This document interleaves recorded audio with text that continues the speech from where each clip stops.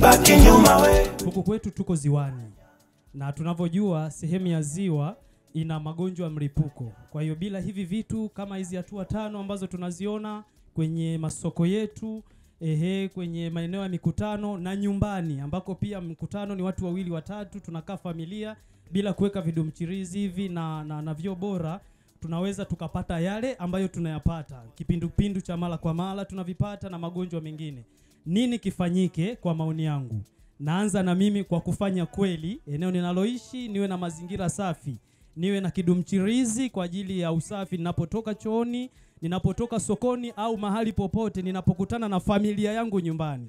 Ninawe kwanza ndo niingie ndani. Ninapotoka pia, ninapokwenda sehemu nyingine, ninawe ili nisiende kuambukiza wengine, kama vipo nyumbani nisiambukize nao kutana nao. Kwa mimi binafsi nafanya kweli, au naanza rasmi leo kufanya kweli kwa kufuata hizi hatua 5. Asante. Fanya kweli, Fanya kweli, usibaki nyuma. Mtu ni afya. Mtu ni afya.